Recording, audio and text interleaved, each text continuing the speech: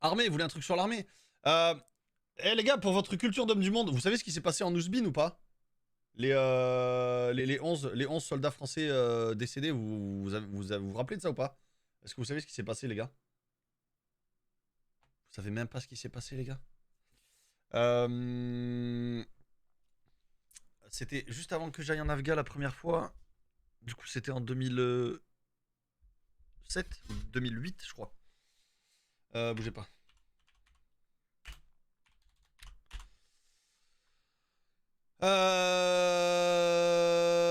Ouais, 2008, les gars. Vous avez jamais vu ça, les gars? Sérieux? Si vous voulez voir. En vrai, c'est 57 minutes, c'est poignant, c'est raconté par des gens qui ont vécu la scène. Alors, il n'y a pas d'image choquante ou quoi. C'est... Ouais, l'embuscade d'Ouzbine, Jojo. J'ai été... mon régiment, la première fois que je suis parti en Afghan, on est parti en Afghan en 2008. On allait relever les mecs du 8e RPIMA qui venaient de se faire démonter en vallée d'Ouzbine. Alors que de base, l'Afghanistan, c'était devenu un théâtre qui était devenu plutôt calme. Ça dure 1 heure, les gars. On regardera ça et après je cutterai. On ira slot sur des lives, les gars. Mais pour le coup, c'est.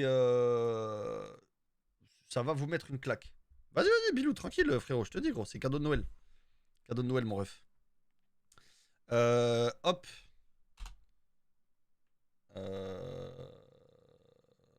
Qu'est-ce que je pourrais mettre en titre? Embuscade. Embuscade. 2008. Hop. Ça va vous mettre une claque, les gars. Bon, après, il y en a peut-être qui s'en battent les couilles ou quoi, mais... Tu vois, ça, c'est typiquement le genre de reportage, il y a peut-être 3-4 ans, j'aurais été incapable de les regarder. Hop. Hop. Hop. Donc ça, c'est en gros ce qui s'est passé exactement, les gars, quand il y a 11 soldats français qui sont décédés en Afghanistan en 2008. Il y aura des scènes avec des bandes dessinées, des images en film et tout, les gars. S'il y en a qui se posaient la question de ce que j'ai vécu, j'ai pas vécu ça, mais j'ai vécu des trucs plus ou moins similaires, les gars.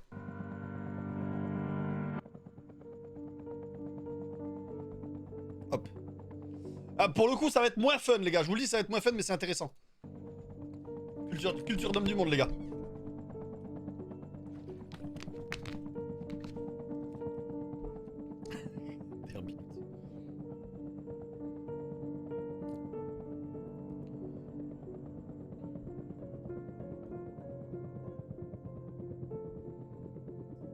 Chaque guerre a ses batailles. Celles glorieuses, que la nation aime célébrer, et les autres... Le son, c'est bon ou pas, les gars? Tout ça, les gars, c'est des endroits où moi j'ai été. C'est que des endroits où moi j'ai été, les gars. La bataille racontée dans ce film est de celle que l'on voudrait effacer.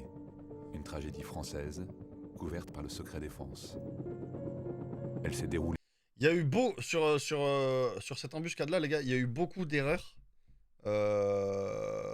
faites par l'État français, par l'armée française. Je vous raconterai des petits détails. Maintenant, je peux en parler, je suis plus dans l'armée, j'en ai rien à foutre. Mais il y a eu beaucoup d'erreurs, les gars. Le 18 août 2008, dans une vallée, quelque part en Afghanistan. Elle a pris le nom de l'embuscade d'Ouzbine.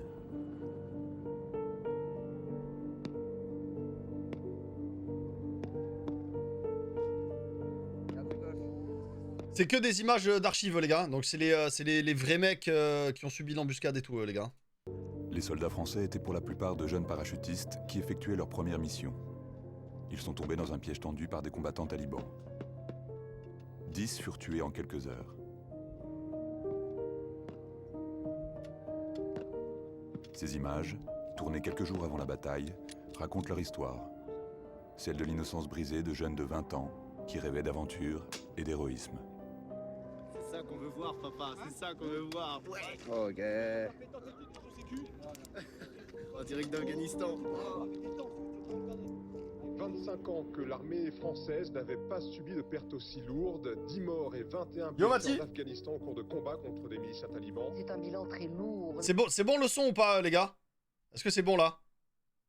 Les Français engagés dans le cadre des forces de l'OTAN ont péri dans une embuscade tendue par les talibans à l'est de Kaboul et qui a duré toute la nuit dernière. Ces militaires français participent à la force d'assistance internationale.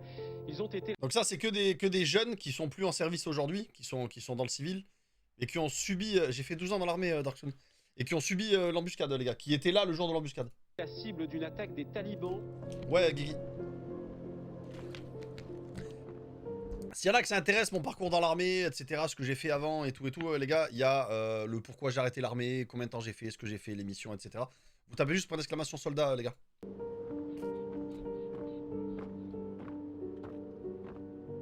L'embuscade d'Ouzbine est devenue le symbole de la guerre menée par la France en Afghanistan. 12 années d'un conflit lointain, meurtrier et incompris, sans vainqueur ni vaincu. Adjudant Sébastien Devez, sergent Damien Buil, sergent Nicolas Grégoire, sergent Rodolphe Penon, caporal Mélan Baouma, caporal Kevin Chassin. Moi je connaissais le pain, les gars. Caporal Damien Gaillet, caporal Julien Lepin, caporal Anthony Rivière, caporal Hey, Alexis Tahani. C'était Sarko, les gars, à l'époque. Hein. J'ai voulu que vos noms soient prononcés dans cette cour. Ou tant de noms prestigieux. Sur laquelle, Monaïs... Ah, mais les photos... La première fois que je suis parti en Afghanistan, les gars, j'avais 18 ans, les refs. Donc on est parti en Afghanistan relever ces mecs-là. Et le 8e RPIMA, du coup, qui venait de perdre 10 soldats. Et j'avais 18 ans, les gars. Et la première fois que je suis parti, on partait... C'était pas des vacances, quoi. Prononcé avant le vôtre.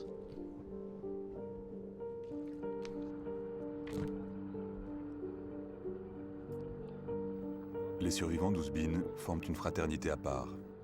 Pour la première fois, certains d'entre eux, ceux qui ont quitté l'armée, acceptent de témoigner.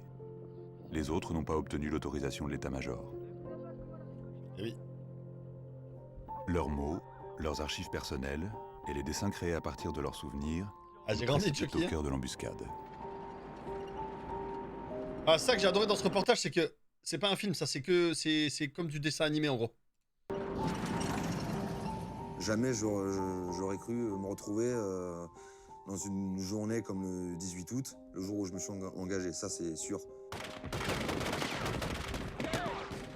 Quand on voyait qu'on était seul, tu te dis quand est-ce que ça va s'arrêter, l'issue elle est où? Ouais, maintenant oui, Darkson.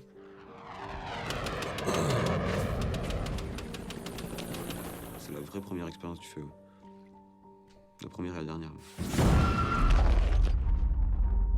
C'est que des trucs qui se sont passés, les gars. Ça arrive encore. Le fait d'y penser, c'est souvent, très souvent, même encore aujourd'hui. Hein. De toute façon, c'est partie de notre vie. Hein. J'en pouvais plus de la musique, par contre.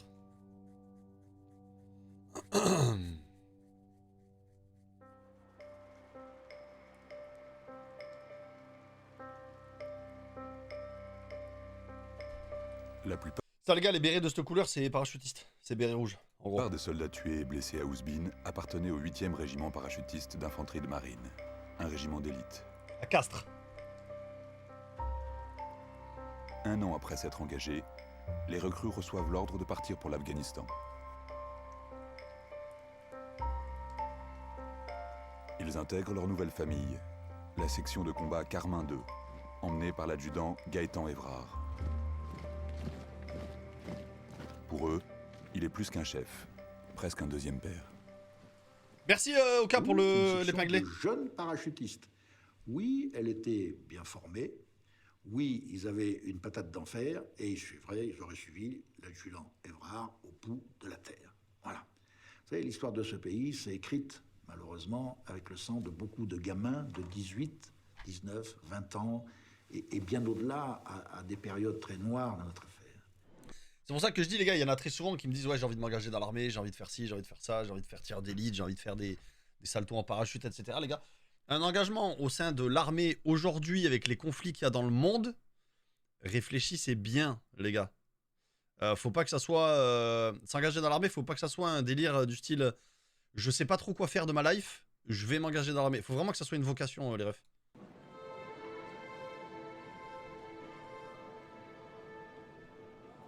Ça, c'est départ en mission, les gars.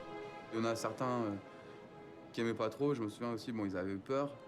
Mais ce qui est normal aussi, ce qui est compréhensible, quoi. Eux, ils voyaient plus le côté que c'était quand même assez dangereux. Et puis d'autres, comme moi, je pense, avaient l'envie d'y aller, quoi. De connaître au moins ça, quoi. Le soldat peut avoir peur, mais il le garde pour soi, quoi. Ça, c'est vrai, ça.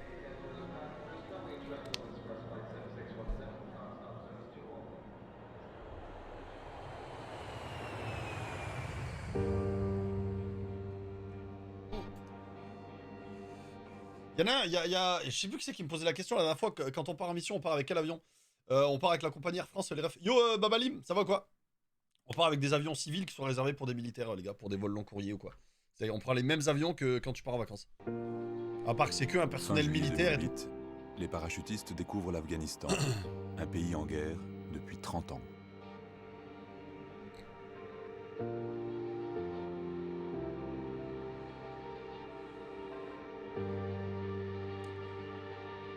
Alors attendez, je regarde juste un truc. Bougez pas. Bougez pas. Hop. Bougez pas. C'est pas là. Je vais essayer de vous montrer des photos. Dans un régiment, en gros, il y a, on va dire, entre 800 et 1200 soldats, les gars. Je vais essayer de vous montrer des photos en même temps, les gars. Faut juste que je retrouve le dossier. Hop. Il y en a tout le temps qui me demandent des photos ou quoi, les gars. Ancien disque dur. Perso. Non. Attends, j'avais un dossier armé normalement. Bougez pas, je regarde. En 2-2, je regarde un truc, les refs. C'est pas là. C'est dans quoi? Où c'est que j'avais toutes les photos la dernière fois, les gars? Je vous en ai montré plein, non? Ce PC. Attendez. Ah, voilà, c'est là. Hop. Ok, elle s'ouvre ici, les photos. Je veux juste pas que la photo, genre, elle s'ouvre sur l'écran principal. Ok. C'est bon. Hop là. La première fois que je suis parti en Afghan, les gars, j'avais cette tête-là. J'avais cette tête. Une photo où j'ai vraiment une tête de gosse, les gars. J'avais cette tête-là, les refs. J'avais cette vilaine tête-là, les gars. J'avais cette vilaine... Ça, c'est une photo qui a été prise en Afghan, les gars. En gros, pour faire simple. Donc j'avais, je vous dis, j'avais 18 ans, les refs. Ah, non, c'est pas un montage, les gars. J'étais un gamin, hein, les refs. Hein. J'étais vraiment un minot, les gars.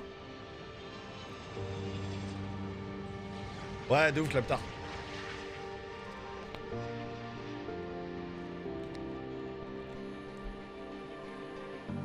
Attends, mais t'es au 8, Clem, toi, non, en plus? Quand on arrive vraiment sur le tarmac de Kaboul, déjà rien que par la chaleur, on voit qu'on est dans un autre pays, même par rapport à tout ce qui est extérieur. Et on voit qu'on est dans un pays en guerre, quand tout est sécurisé, on prend déjà avec nos armes, rien que le ton des chefs, ça change. Voilà, on est dedans, on est arrivé, on est en plein dedans et voilà, ça a bien. Carmin 2, souvent quand tu pars en mission, mais nous on a été les relever, Clem. Quand je suis parti en 2008, on est arrivé en septembre, on a été les relever, eux. En gros, très souvent quand tu pars en mission, ce qui s'appelle une section. En gros, pour faire simple, dans un régiment, il va y avoir plusieurs compagnies ou plusieurs escadrons. Et dans chaque compagnie, il y aura plusieurs groupes de combat. En gros. Donc une section, c'est un groupe de combat. On va dire, ça va jusqu'à une trentaine de mecs, en gros. 20-30 mecs, pour faire simple. Et les sections ont soit des couleurs, parce que c'est plus facile en radio, rouge, vert, bleu, ce que tu veux, en gros. Quand j'ai commencé, j'étais première classe, les gars. Quand je suis parti en Afghan, la première fois, j'étais première classe. Deuxième fois que je suis parti en Afghan, j'étais caporal, brigadier, c'est la même chose. Et quand je suis parti en Côte d'Ivoire et au Mali, j'étais sergent. Bien changé.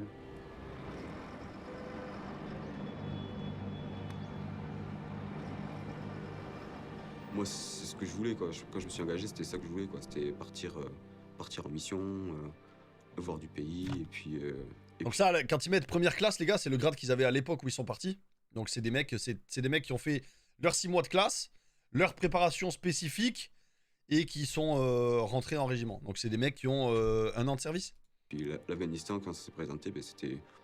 En plus, Non, c'est à l'expérience, Nonok. Ouais, je sais, Clément. On se sent très fort, on se sent invincible, on est prêt, il y a une cohésion. Ouais, voilà, on va jouer dans la cour des grands, là. Et puis bon, je sais pas si c'est la bonne manière de le dire, mais on va faire un peu comme dans les films. Un peu comme dans les films, sauf que ça se passe pas du tout comme dans les films, quoi. Et oui. Le côté choquant, dont moi je me souviendrai en tout cas toujours, c'était de rentrer dans Warehouse et de voir tous les drapeaux en berne, notamment le drapeau français. Warehouse, les gars, c'était le... C'était le camp... C'était un camp gigantesque où il y avait plein d'armées. Il y avait des Portugais, il y avait des Norvégiens, il y avait des... Mais c'était un grand camp. Quand on a vu le drapeau à Mima, on s'est dit, voilà, il y a des morts, quoi. Drapeau en berne, je sais pas s'il y en a qui connaissent le principe. Normalement, tous les matins, les militaires, ils lèvent les couleurs, donc tu mets le drapeau au plus haut. Quand il y a des morts qui appartiennent à l'armée française, à l'armée portugaise, à l'armée norvégienne, tu montes le drapeau en haut et après tu le descends. En gros, c'est un hommage.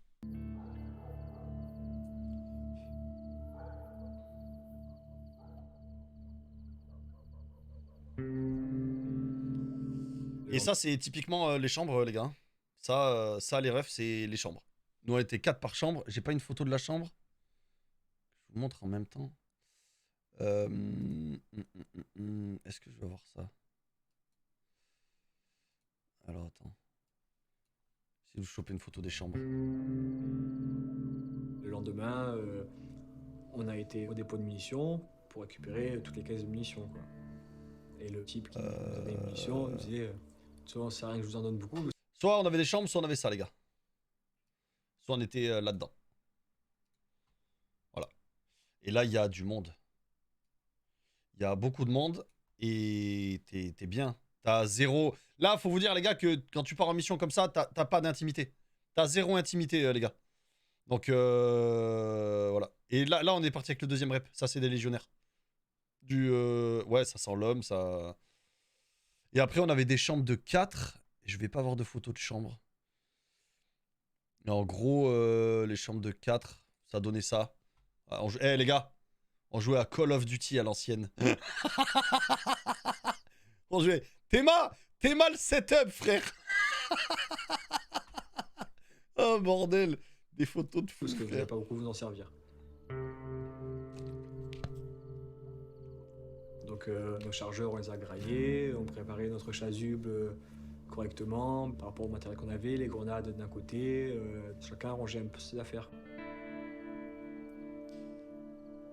C'est vrai qu'il y avait beaucoup de moments de silence, quoi, dans ces moments-là, parce que voilà, chacun était un peu dans... Ça, c'est les plaques d'identification, les gars. C'est si jamais, malheureusement, il t'arrive quelque chose, cette plaque est censée identifier ton corps. Donc t'as ton nom, ton prénom, ton grade et ton numéro de matricule. Sa bulle.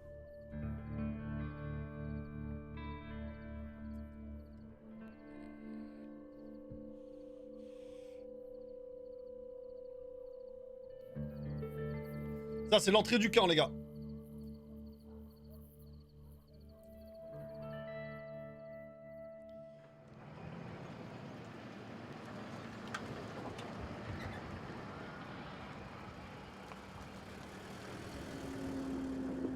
L'été 2008 marque un tournant. Les talibans ont repris l'offensive et les pertes au sein de la coalition internationale s'aggravent. La première fois que je suis parti en Afghanistan, on était dans ce camp, ouais. Et après, on a aidé à faire d'autres camps plus avancés, etc., etc. Mais on était logés principalement dans ce camp, à part quand on partait en mission. Des fois, on partait en mission 1 semaine, 2 semaines, des fois 3 semaines sur le terrain. Les soldats du 8e RPIMA passent leurs 2 premières semaines autour de Kaboul. Ils circulent en VAB, en véhicule blindé, et filment leur première patrouille.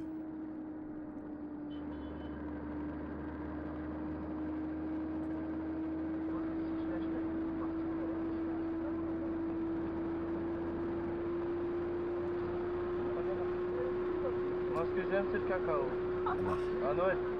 C'est un boulot, fenêtre fermée, pas d'air, le bruit du moteur derrière qui chauffe, confiné. Ça dépend, t'as plein de missions de base, avant que y ait l'embuscade d'Ouzbine en 2008, le climat était devenu plus ou moins calme. On va dire que c'était calme. C'était plutôt faire de la présence, prendre des renseignements auprès de la police afghane, de l'armée nationale afghane, prendre des infos, voir comment ça se passait dans certains villages. Il y a des villages où ça sentait le cul, d'autres villages où ça allait. Faire de la présence au sein des populations. Des fois, on allait dans des villages, on distribuait des bouteilles d'eau, des livres, des couvertures, des trucs comme ça. Après, il y a un panel de missions, il y en a plein. Des fois, tu avais de la reconnaissance, on devait aller prendre des renseignements sur un village pendant une semaine et demie, que des trucs comme ça. Ouais, de base, c'était plutôt de la surveillance, Nonok. Pas de place, donc avec le gilet pare-balles. Moi, j'avais mes bouteilles là, mon flingue ici, tous mes chargeurs là, le casque. J'étais comme ça, j'étais très très mal, quoi. Voilà mon pote, Noël. Alias Cacao. Quoi Cacao? Puis la chaleur, vraiment, quelque chose qui tombe dessus, quoi. Il fait C'est très, étouffant, un petit peu. très chaud en Afghan, les gars. On était trempés, qu'on buvait 10 litres d'eau la journée, quoi. Ok. Puis dans les véhicules, les gars, il fait chaud. T'as une plaque à l'intérieur du véhicule où t'as le moteur derrière. T'es en pare-balles, t'es en treillis. Il fait chaud de fou, les gars. T'as des fourrailles. Ça fout plein de taches de sang même.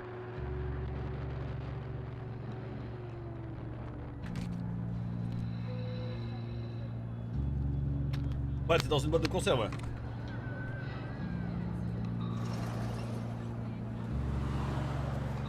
Donc voilà, t'as des villages. T'as des villages où tu passais, t'avais les populations qui étaient à fond avec les armées des pays étrangers en mode vous êtes là, c'est cool et tout, merci, merci. Et t'as des villages où on n'était pas aimé du tout, on se faisait caillasse par les gosses, on se faisait cracher dessus par les gosses. Tous les petits, quoi, ils nous font comme ça, genre ils sont contents, puis dès qu'on passe, ils nous font comme ça, quoi. Genre, t'es pas le bienvenu, quoi.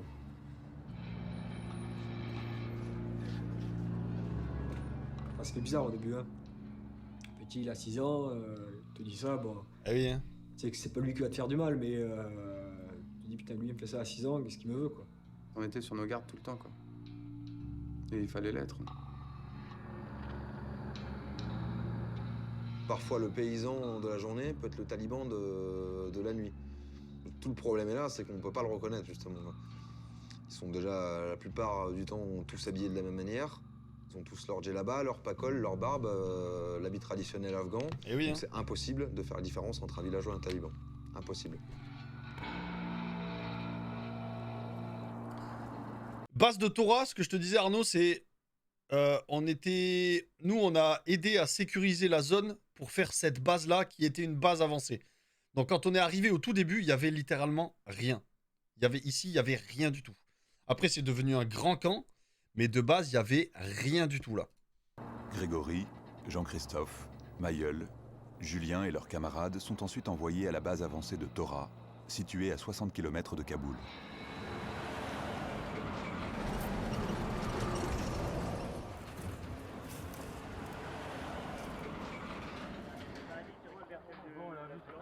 Ferme ta gueule. Noël.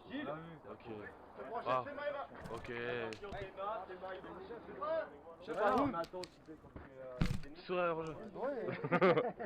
Yo, occupé. Là, vous dites, ouais, ils sont en t-shirt, ils ont pas les pare-balles et tout. Là, ils sont à l'intérieur du camp, donc t'es censé être safe. Entre guillemets. Ok.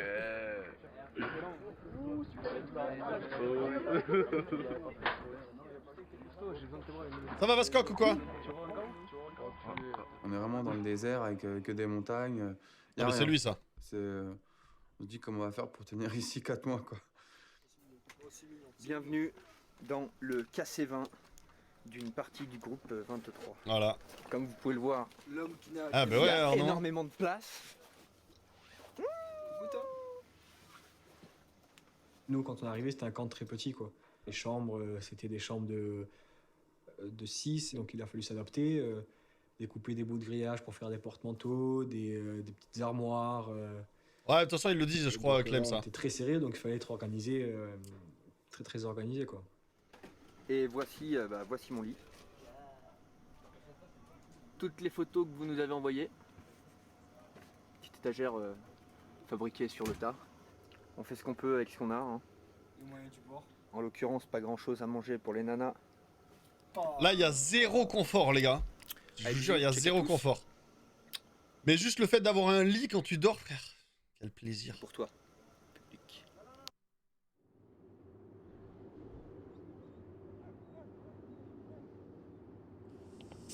Ça arrivait parfois qu'il se mette à pleuvoir, la température jour-nuit était-elle différente? Ouais, en fait, en Afgha, j'ai fait été-hiver, hiver-été. T'as l'impression qu'il y a 2 saisons. Et la passerelle entre les 2 saisons, c'est-à-dire que la journée, il va faire 25-26 degrés et la nuit, il va faire -12. Donc tu vas te réveiller le matin, il aura neigé des fois la nuit où ça sera tout gelé ou tout blanc. Et au final, dans la journée, ça finit par fondre. Mais il fait très chaud et très froid. À Tora, les nuits appartiennent à l'ennemi. Les soldats se relayent au Piton, le poste qui surplombe la base, pour montrer... Ça, je vous avais montré des photos, les gars. Ça, en gros, il y avait... on passait 48 heures en haut. C'est une montagne qu'il y avait à côté du camp, où il y avait une espèce de poste d'observatoire. Donc on montait à 7-8, et on passait 48 heures en haut, on prenait des informations, voir s'il n'y avait pas des gens qui se baladaient à droite, à gauche, des gens mal intentionnés, etc. Mais cette montagne-là, les gars, fallait la monter avec ton pare-balles, ton sac pour 48 heures, tes munitions, tes armes, ta bouffe. Donc tu montais, t'avais ouais, un bon 25-30 kilos sur le dos.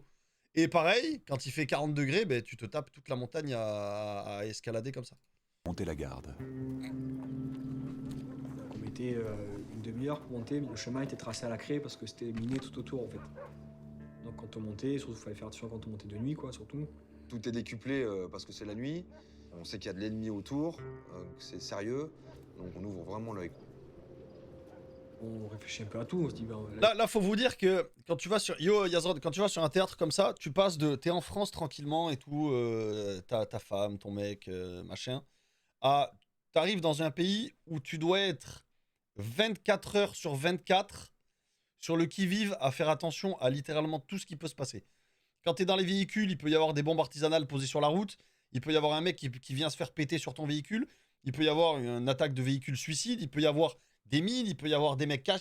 T'es H24 sur le qui-vive, donc t'es 24 sur 24, 7 sur 7, sous pression. Ils peuvent arriver par où on n'est pas trop serein quoi. Mais on pouvait ouvrir le feu si besoin était, sans forcément attendre l'autorisation de la haute hiérarchie.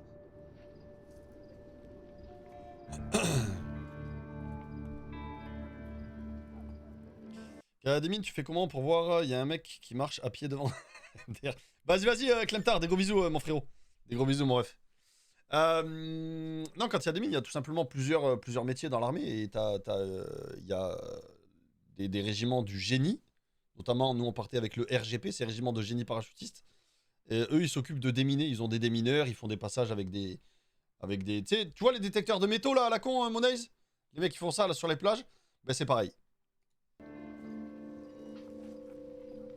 À chaque fois qu'on voyait des collègues qui partaient, on leur demandait quand ils revenaient alors. Yo Zyron, t'as un accrochage, t'as pas d'accrochage. Et là, jusque-là, je crois pas me souvenir. Bah en gros, c'était ça, Nams. Cette montagne servait à ça. En gros, de cette montagne, il le montre là sur l'image, en gros, t'avais cette vue-là. Donc tu voyais, à savoir que ce camp-là était déjà à flanc de montagne, c'est-à-dire que là, t'as le bout du camp, derrière, c'était une grande pente, t'avais des postes d'observatoire tout autour du camp, avec des mecs 24-24 qui surveillent et ça tourne, tu vois. Et en plus, t'avais des mecs en haut de la montagne qui surveillaient et t'avais une vue sur des kilomètres à la ronde. À chaque fois qu'on voyait des collègues qui partaient, on leur demandait quand ils revenaient alors. T'as un accrochage, t'as pas d'accrochage. Et là, jusque-là, je crois pas me souvenir qu'il y a eu. Ça, c'est la grande question, les gars. Donc, quand t'avais des gens de ton régiment qui partaient, t'avais un groupe de 20 mecs qui partaient, la première question quand ils revenaient, c'était alors, c'est bien passé, ça va, ou il n'y a pas eu d'accrochage, ou de trucs bizarres, ou quoi, tu vois. Okay, c'est bah, vraiment voilà, la question, la première question qu'on posait. On n'est pas encore vraiment dedans, quoi. Petit retour de patrouille. Retour de patrouille, ça faut la trouille. Bon, chef, un petit mot pour la patrouille, là. Arrête. Bon, de dégâts, mais RAS, c'est rien à signaler, les gars. C'est bon, c'est bien passé. c'est pas grave. L'essentiel, c'est qu'on est bien. Allez, ça passe. Quelques jours plus tard, les parachutistes se voient confier une première mission à risque. Patrouiller dans la vallée d'Ouzbine, connue pour être le point de passage des talibans, infiltrés depuis le Pakistan voisin.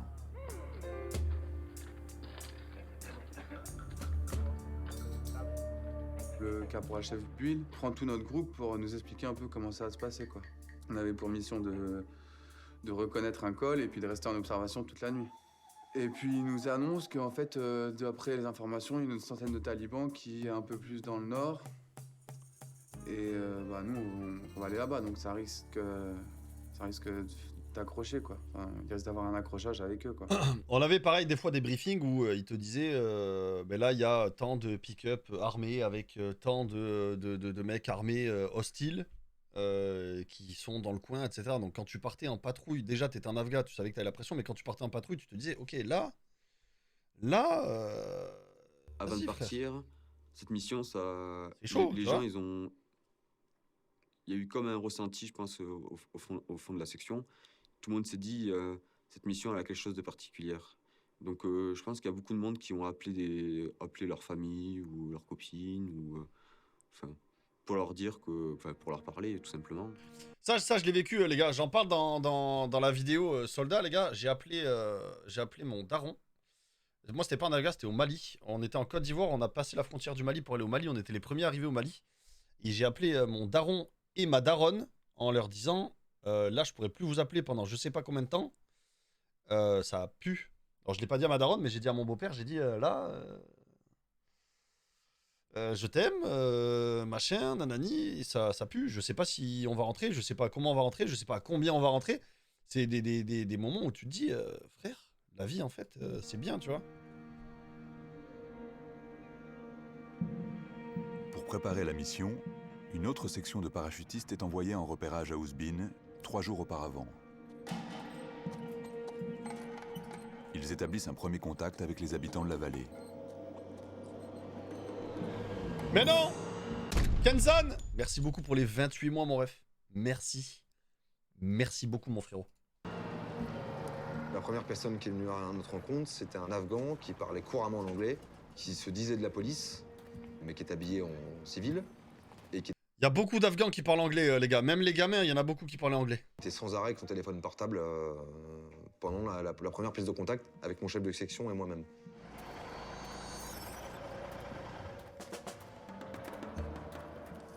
Il inspire de la traîtrise, parce que voilà, c'était le premier Afghan dont on tombait qui parlait couramment anglais, qui était sans arrêt avec son téléphone, qui posait énormément de questions. J'ai trouvé ça bizarre que ce mec-là vienne à notre rencontre, alors que l'habitude, c'est plutôt nous qui allions à leur rencontre. Voilà, j'ai dit, mon lieutenant, c'est louche quand même, c'est louche que ce gars-là se comporte comme ça. Ensuite, on est parti, on n'a plus revu cette personne-là et on est rentré à la FOB le soir. La FOB, c'est le camp, les gars. Yo, War Machine. Cette première mission en zone taliban doit durer 48 heures. Comme avant chaque départ, la section vérifie son matériel. Faut que ça bosse là. T'as déjà regretté de t'être engagé? Non. Non, moi, comme j'ai dit, les gars, j'aimais mon métier, j'aimais partir en mission, j'aimais ce que je faisais. C'est juste que je pense que je me suis engagé trop jeune. Je suis parti en mission trop jeune. J'ai fait des missions, à part la Côte d'Ivoire, j'ai fait 2 fois l'Afghan et le Mali, qui étaient des missions pas fun du tout. C'était des missions opérationnelles intéressantes. Mais frère, à 18 ans, j'étais en Afghan, c'était pas... Et au final, j'ai fini par craquer, tout simplement. Mais non! Nergal! Feudal! Ça va quoi, mon frérot? Ben, Nergal, les gars, Nergal Feudal, avec qui je suis parti en Afghan. La première fois, je suis parti en Afghan avec lui, les refs. Hein? Donc là, nous préparons les VAP pour partir en patrouille. Voilà comment t'as fait un travail. Ça se passe bien? Ça va, il est bien préparé là? Ouais. Non, attends, Titi!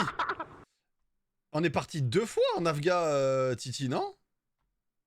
La première fois, on est parti ensemble. La deuxième fois, on n'est pas... Si, la deuxième fois, on est parti. Non, on est parti 2 fois ensemble en Afghan avec Titi. Ben les gars, pour vous donner un visage, Titi, Nergal ici présent dans le chat. Ça va te rappeler des souvenirs, mon frérot. Hein.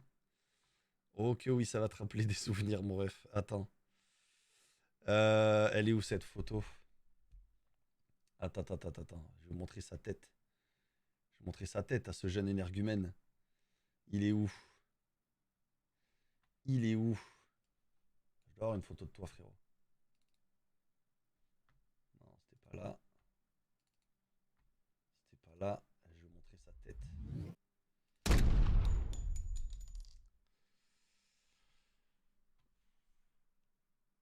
C'est lui le vilain Nergal, les gars. Merci beaucoup, Francis, pour les 6 mois. Oh, tu te rappelles de cette photo, Titi, ou pas, gros? Est-ce que tu te rappelles de cette photo, mon ref?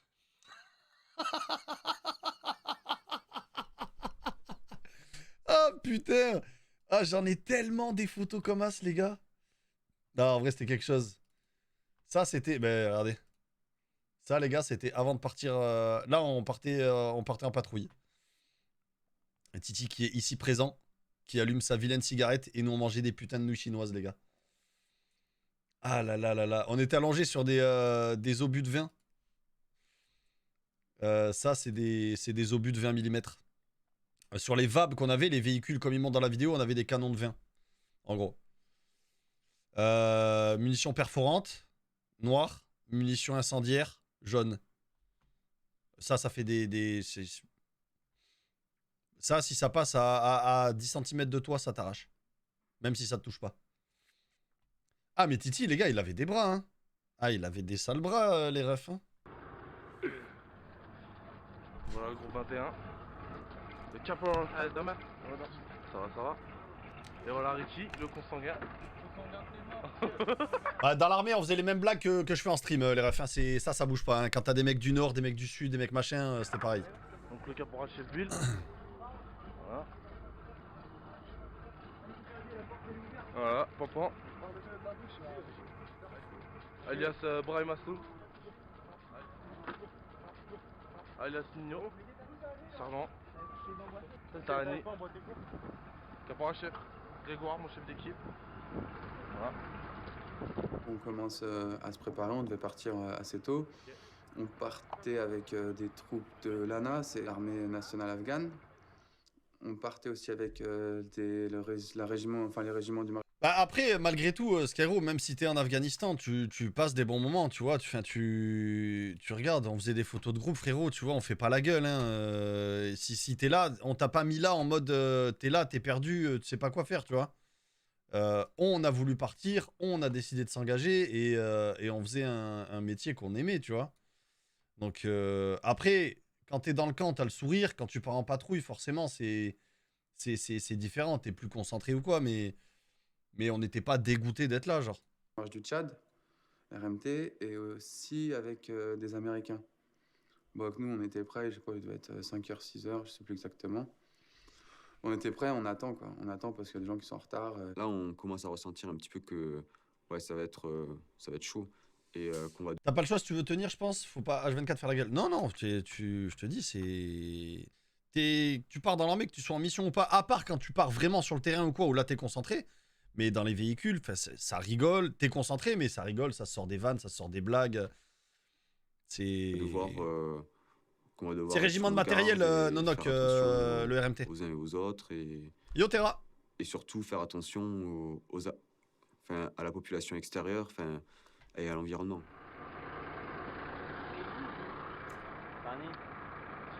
Voilà, notre capitaine qui parle avec un Afghan. À chaque fois qu'on partait en mission, on avait un interprète. On avait un interprète de manière à pouvoir... parce que tout le monde parlait pas anglais. Et du coup, on avait un interprète...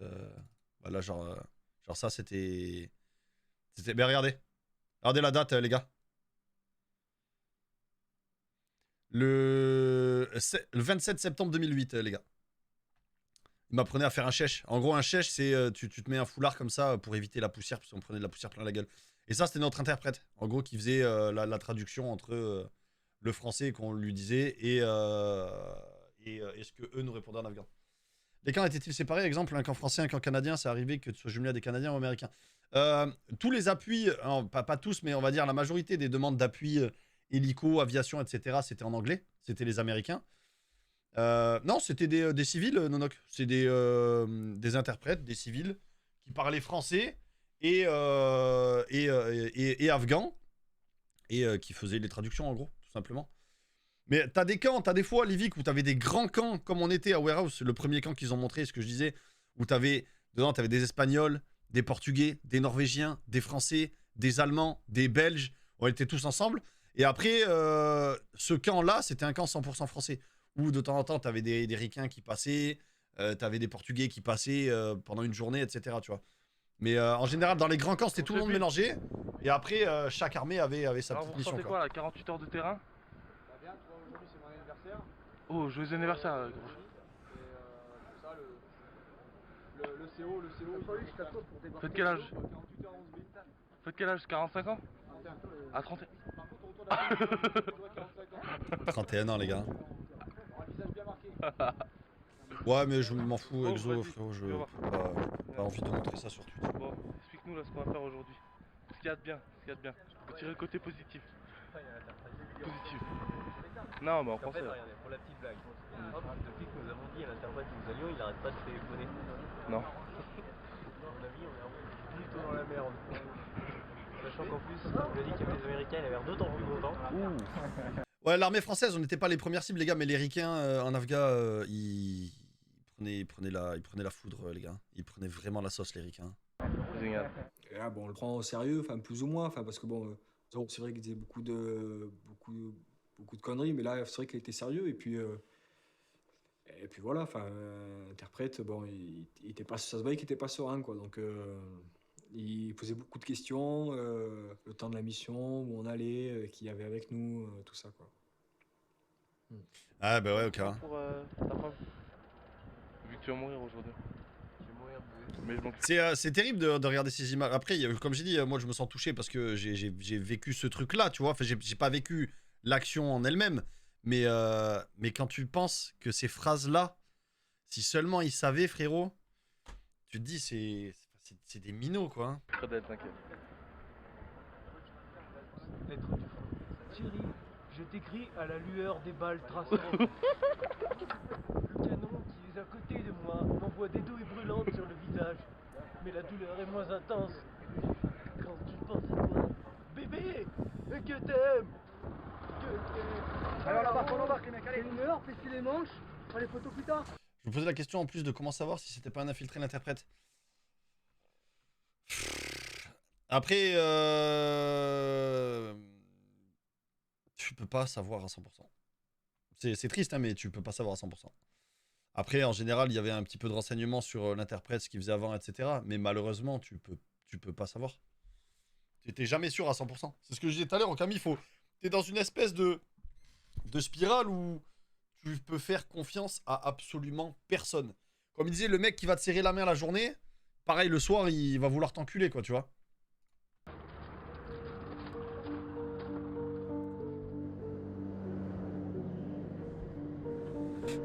Oh, Titi, tu te rappelles de cette route? Ça, c'est une route de montagne, les gars. Elle montait jusqu'en haut de la montagne. Et t'avais le vide. Donc, tu passais, puisqu'il y avait des voitures civiles qui passaient, quand tu serrais, les gars, et que t'avais le vide, t'avais genre 300-400 mètres de vide, ça fait bizarre. Mais c'est ça, Monet, c'est ce que je disais, t'es dans un état où t'es H24 sur le qui-vive. L'axe violet, putain, il s'en rappelle, oui.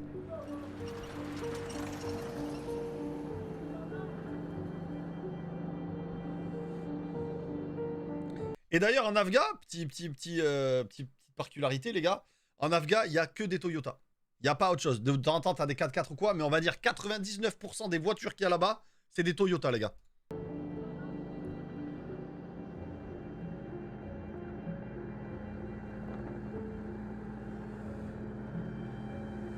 Mais alors, c'est des routes où... pourquoi? Je sais pas, Mathis. Mais ils roulent partout, frère. Avec des Toyota, ils roulaient partout, sur des cailloux, sur... Après, c'est ce que je disais, c'était le problème des IED, fallait faire attention à ça. Malheureusement, l'IED, tu peux rien faire. T'as le génie qui passe avant toi, qui vérifie que les routes soient pas piégées.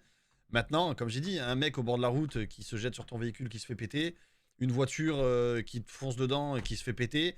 Une bombe qui s'appelait des IED, c'est Improvised Engine Destroy. En gros, ça veut dire c'est engin explosif improvisé. C'est soit des mines, soit ils posaient un obus avec un système de lame de scie, avec une batterie de voiture et des câbles électriques. C'est vrai ce que je vous dis, hein. Et des câbles électriques. Et dès que ton véhicule passe, ils ont fait une saignée sous la route. Les deux lames de scie, elles vont se toucher. Ça va créer un contact électrique. Ça va déclencher la mine. Ton véhicule y pète. Non, c'est toi et ta chance. Malheureusement, ça, tu peux pas le voir. Bien caché, tu le vois pas.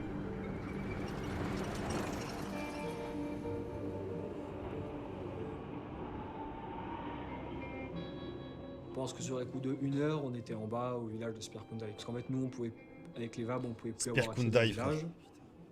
Et le col, ne pouvait que y aller à pied. Donc, j'organiserai un truc comme ça, White, frérot. Il est descendu et nous, les VAB, on s'est mis en position en appui 360 degrés, quoi. Chacun un angle de tir. Et c'est, voilà, l'Afga, les gars, c'est comme ça.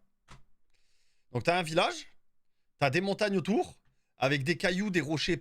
Tu peux avoir un mec là, ici, tu le vois pas. Tu peux avoir un mec là, ici, tu le vois pas. Tu peux avoir un mec là, ici, tu le vois pas. C'est un bordel sans nom, genre, vraiment. Et là, dans le village, on n'était pas les bienvenus, quoi. Les gens nous disaient de partir. Ils n'étaient pas contents qu'on soit là. Quand on descend des véhicules pour entamer la reconnaissance du village et la montée, on est environ, je dirais, une petite vingtaine. Donc on commence à monter, on monte en file indienne. On monte.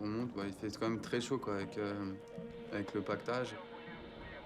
Le pactage, c'est le sac, le casque. J'ai la radio à 1 mètre de moi, donc j'entends tout ce qui se dit, quoi. Donc le chef de groupe demande si en bas les VAB nous appuient bien. Donc voilà, on répond oui, tout se passe bien. Voilà, on est en mesure de vous appuyer, on voit pas de mouvement, s'il est là, quoi. Donc on est en train de monter, et à un moment il y a Noël qui a un coup de chaleur, en fait, comme on dit, il fait caisse. Ça arrive, hein. Coup de chaleur, les gars, c'est le soleil qui te chauffe trop le crâne. Tu fais un malaise, hein. Température. Et c'est un malaise. Nous, pendant nos classes, les gars, avec Nergal, on a un mec qui a failli claquer d'un coup de chaleur. Hein. Plus le pactage, il a un coup de fatigue, un coup de chaleur, et donc voilà, on est obligé de s'arrêter. On l'appelait le roi soleil après. Il y a un mec qui me demande à moi de rester avec eux. Donc on reste un petit groupe de 4, et les autres continuent leur ascension, quoi. À ce moment-là, en fait, il y a le caporal-chef Pénon qui réhydrate Noël pour qu'il se sente mieux, mais on reste un petit peu pour que, voilà, pour le temps qu'il reprenne ses esprits, qu'il reprenne ses forces.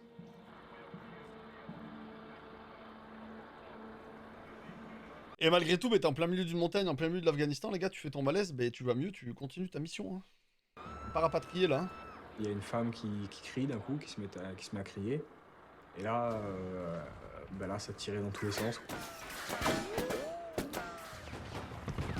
Je pensais que c'était une altercation, c'était un petit groupe qui nous attaquait, et puis bon, voilà, quoi, que ça allait passer. Hein. Et je vois ce roquette qui atterrit juste de 5 mètres derrière moi, et puis là, j'ai un réflexe, je m'affaisse, quoi.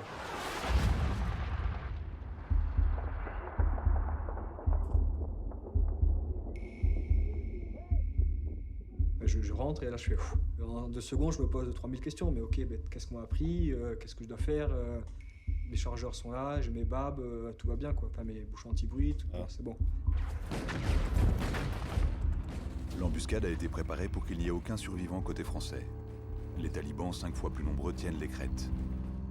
Julien est en bas, près du village, dans son blindé. Non loin de lui, se trouve Jean-Christophe, lui aussi dans un véhicule blindé. Plus haut dans la montée, je crois qu'ils montent des vidéos après, les gars. Grégory avec son groupe de 4 soldats. Enfin, Mayol, qui appartient à une section de renfort, est toujours à la base de Tora. Yo Vivi. Il est en train de rechercher. Voilà, ça c'est les véhicules qu'on avait avec Nergal, les gars. En gros, t'as une tourelle à l'intérieur du véhicule, que tu tournes avec ça, et t'as un canon de 20 au-dessus qui envoie des gros pruneaux.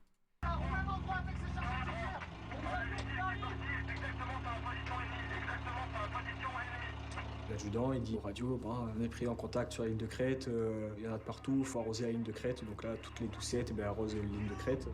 Ok, canon recherché!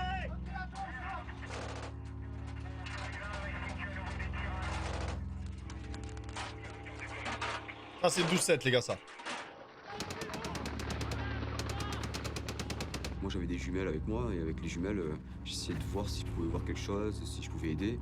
Mais en fait au final, tu vois rien. Ils étaient tellement bien préparés que ils avaient construit des genres de caches et juste de quoi mettre leur arme et regarder vite fait quoi. Donc nous en bas on voyait rien. Donc on reste dans un petit groupe de 4. Et il y a les deux caporaux-chefs, ils commencent à tirer en direction des feux. Et à un moment, en fait, il y a le caporal-chef Pénon qui est blessé, qui reçoit une balle.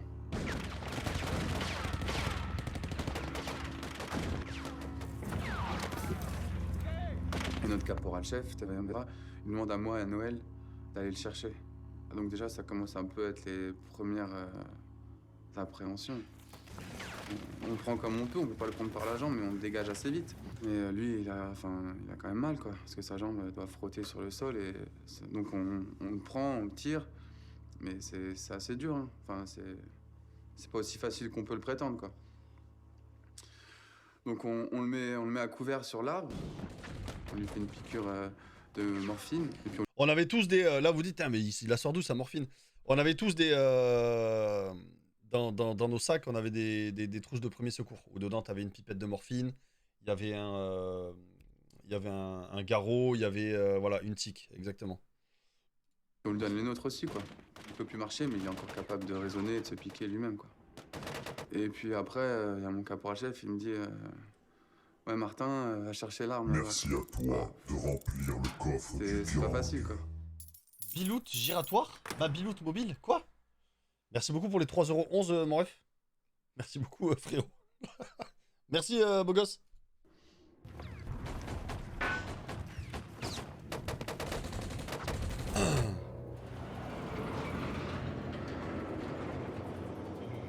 25 minutes après le début de la bataille, des renforts quittent en urgence la base de Tora. 25... Ce que je vous disais, les gars, c'est que je vous raconterai quelques petites anecdotes de trucs qui sont mal passés. Déjà, les véhicules en bas de la montagne, ils n'avaient pas appui, ils n'avaient pas de vue sur toute la montagne et sur toute la colonne qui était en train de monter. Ensuite, il y a eu des problèmes 25 minutes après le début, les gars. 25 minutes, c'est extrêmement long. Deux questions. Première, comment ils ont pu savoir qu'ils passeraient par ici? Et la deuxième, depuis quand ils étaient postés? Comme ils ont dit, avant de partir sur une grosse mission comme ça, tu fais une reconnaissance 48 heures ou 72 heures à l'avance. Et tu vas prendre des infos sur le village ou des trucs comme ça. Il y a un mec qui posait beaucoup de questions. Ils ont répondu en mode on repassera d'ici quelques jours, etc. Et puis des fois, eux, frère, ils sont chez eux. Hein, donc aller camper sur la montagne pendant une semaine, ils en ont rien à foutre. Hein. Donc voilà. Le convoi met 1 heure pour arriver sur place. 25 minutes, à savoir que le camp est déjà à 1 heure de la zone où les frérots ils sont en train de se battre, tu vois. Donc ça fait 1h30 où ben t'attends en fait. 1 heure pendant la... Mais ouais, après comme il dit Thibaut, enfin, t'as des bergers, t'as des mecs qui prennent des infos, à quelle heure ils sortent, à quelle heure ils font les patrouilles, vers où ils font les patrouilles, vers où ils se posent. Enfin, le renseignement, ils l'ont, les gars, genre. Les soldats suivent en direct, à la radio, les combats livrés par leurs camarades. J'entendais tous les comptes rendus de Carmin 2, donc j'entendais les tirs évidemment derrière la radio. J'entendais le chef de section qui appelait à l'aide, hein, ni plus ni moins. J'entendais crier autour de lui, j'entendais évidemment tous les coups de feu.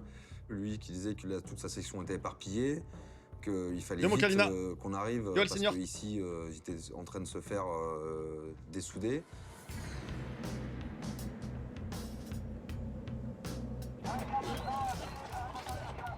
Camarades en face de moi. Vous êtes bizarre avec vos questions, les refs, quand même. Hein. Parce qu'il y avait peur, on avait tous peur. D'autres fumaient cigarette sur cigarette. Ouais. D'autres commençaient. Ça, les gars, quand tu partais comme ça sur des missions comme ça, les gars, le paquet de clopes, il faisait une après-midi, les refs. Hein. Genre vraiment, hein, tu fumais clope sur clope. Hein. Et mettre le chargeur sur l'arme, mettre une balle en chambre. Moi, j'étais constamment à la radio, donc je faisais mon boulot de radio, donc pas le temps de penser à autre chose. Tani, c'est celui que donc là, dites-vous que ça, c'est les mecs qui partent soutenir leurs potes et qui ont littéralement tout ce qui se passe en radio, t'entends tout. T'entends les coups de feu, t'entends les mecs qui crient, t'entends les mecs qui hurlent, t'entends absolument tout. Donc eux, ils vont sur la zone où ça pue. Je vous laisse imaginer la pression psychologique qu'ils ont, les gars. Je connaissais le mieux de la section, étant donné que, comme il a été désigné comme radio de 42... Ouais, après, Haro, on avait... nous, on avait... moi, j'avais 6 chargeurs de 25. J'avais mon FRF2, donc c'est un fusil de tir de précision. Je crois que je dois avoir une cinquantaine de cartouches. On avait des cartouches dans le sac. Donc non, des munitions, t'en as. Après, les gars, les munitions, ça part très vite. Ça part très vite, les gars. Merci beaucoup, White Raven, pour les 6 mois, gros. Merci beaucoup, poulet. Forcément, il y a un lien qui nous rapprochait. À un moment, je l'ai plus entendu parler. Et j'ai entendu l'adjudant Évrard, quelques minutes après, qui disait qu'il commençait un massage cardiaque, que Tani avait été rafalé. Et après quelques minutes, décédé. Ça, les gars, c'est des vrais enregistrements radio de ce qui a vraiment été dit, les gars. Ah non, mais là, Haro, enfin, il y a un truc qui se dit dans l'armée et qui est pareil pour tout dans la vie, c'est qui tient les hauts, tient les bas. Si t'es posté en haut d'une montagne et que t'as des mecs qui essayent de monter la montagne, t'auras forcément l'avantage sur eux. En plus de ça, tu rajoutes au fait que là-bas, ils ont des caches, c'est-à-dire qu'ils font des trous dans la montagne où ils vont rentrer leur corps. Et ils auront juste le petit bout de leur arme et de quoi viser à peu près où, tu vois. Donc toi, tu vois rien, frère. T'entends juste des balles siffler, tu te mets à couvert comme tu peux, tu sors la tête, tu tires 3-4 cartouches et tu vois rien, genre. Ça m'a fait vraiment un choc, le fait de plus entendre sa voix, de plus pouvoir lui parler, de me dire que je le reverrai plus, je le reverrai plus demain. Oui, c'est sûr que ça m'a vraiment choqué. Ouais. Les balles, même si on les voit pas... ça siffle. Je vous jure que le son, quand il passe à côté, on sent que ça se rapproche, quoi. Tu vas voir, Monaise, tu vas voir. Même pas la détonation, c'est le bruit des balles qui passent, quoi. J'ai passé coup par coup. Ok. Le piège se referme sur la section. Coupés des lignes arrières, livrés à eux-mêmes, les soldats ne comprennent pas pourquoi les mortiers, disposés en retrait, restent désespérément muets. Troisième grosse erreur, les gars. Sur les mortiers, je vous explique le fonctionnement, c'est un tube où tu vas venir mettre ton obus, ok? Et en bas du mortier, il y a une espèce de petite pointe comme ça qui s'appelle un percuteur. Ça vient péter l'amorce du mortier, en gros, et de l'obus, et ça va venir éjecter l'obus, en gros. Ils n'avaient pas les percuteurs. Donc du coup, pas de percuteur, pas d'appui mortier. Je me demande ce qui se passe, quoi. Pourquoi l'appui mortier n'arrive pas? Maintenant, ça s'est tiré tout le temps, quoi. Donc on appuyait tant qu'on pouvait, quoi. Donc l'adjudant continue à répéter, à demander un appui mortier. Je me demande, lorsque t'es en embuscade, j'ai pas subi d'embuscade comme ça, moi. Pas à pied. En véhicule, oui, mais à pied, non. Tu vois pas l'ennemi, mais ça s'arrête quand alors? Quand tu peux te dire que c'est terminé, nous sommes en sécurité. Soit quand t'as réussi à évacuer la zone, soit quand t'as des infos sur les ennemis qui sont traités, soit... Après, il y a des avions, il y a des hélicos, il y a plein de trucs, mais pour le coup, là où ils en sont là, ils sont bloqués sur le milieu d'une montagne, tu sais pas quand ça va s'arrêter, frérot. T'en as aucune idée. Qui ne venait jamais. Et là, à un moment donné, le lieutenant du RMT, il dit silence radio, il s'est tué, quoi. Donc, Alors, on va faire un truc très simple. Hop. Hop. Voilà. La bise avec tes petits bots de merde, mon frérot. Ah, 2 clics. 2 clics, c'est réglé, mon ref. Maintenant, essaye de faire des bots follow, s'il te plaît. Et si jamais tu refais ça, hop, je les passerai en sub mode. Comme ça, tu seras obligé de faire des bots qui devront sub. Et ça me rapportera un max de thunes, tu vois. J'aime bien. Merci beaucoup, Tom. Et oublie pas d'aller baiser ta chienne de mère. Les gars, je vais pisser, j'arrive.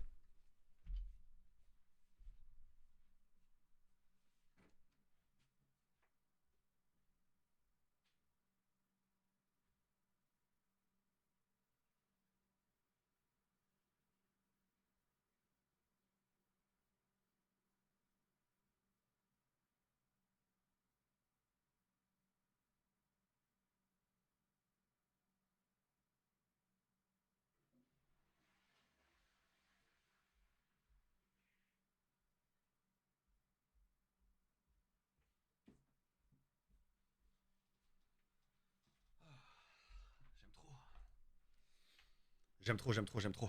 J'aime trop. Allez, continuons. Du coup, on était sur l'appui mortier qui arrive pas, les gars. Ouais, il s'est tué, quoi. Donc, il venait pas, quoi. Et plus les appuis mortiers tardaient, mais plus on s'imbriquait. Donc, à un moment donné, on pouvait plus avoir d'appui, quoi. L'appui mortier, c'était trop tard. Donc là... En gros, quand il dit on s'imbriquait, les gars, c'est que l'appui mortier, c'est bien. Maintenant, si t'es trop près de l'ennemi, ben, le mortier, frérot, si t'es à 50 mètres de l'ennemi, le mortier, il tape entre les deux, frérot. Compliqué. En vrai, Guigui, comme j'ai dit, aujourd'hui, je peux parler de mon vécu, je peux parler d'une vidéo comme ça, etc. Il y a 4 ans en arrière, les gars, j'aurais été incapable de regarder une vidéo comme ça. Genre vraiment. Les mortiers Monnays, t'en as qui vont loin, gros. Hein. Tu peux taper à 20 bornes, tu peux taper à 2 km, comme tu peux taper à 10 bornes, comme tu peux taper à 40 bornes, comme tu peux taper à 60 bornes. Comment l'unité décide de nous faire débarquer. Et là commencent les combats, avec les talibans, donc, qui eux étaient donc en face de nous à, j'ai plus de souvenirs, mais à plusieurs centaines de mètres. Invisibles. C'est ça, voilà, ça c'était quand même assez frustrant. Moi je dis à tout le temps, putain, mais qu'est-ce qu'elle fout l'aviation, les mortiers, enfin, où est-ce que ça en est tout ça, quoi. Mais au bout d'un moment, en fait, je vois qu'il y a un hélicoptère qui arrive. Je vois qu'il a envie de tirer, mais le combat est tellement rapproché que l'hélicoptère, en fait, il vient et il repart. Ce métier, il est fait d'intelligence, un peu rationnel, et puis à un moment, ben, il reste l'instinct. On y va pas. On prend la piste de gauche plutôt que la piste de droite. Voilà, on décolle pas. On se pose à 1 kilomètre ou on se pose dessus. Rappelle de lui, Titi, voilà, ou pas? Donc ça, il y a une grosse part d'intuition. Une grosse part d'intuition, et c'est une des difficultés qui peut être biaisée par le fait, justement, d'aller au secours de l'autre et de reprendre, en fait, des risques encore plus fous. Toute la question, c'est comment arriver à sortir de cet encerclement progressif qui risque de nous amener à une hécatombe absolue, c'est-à-dire la totalité du détachement tué par les talibans.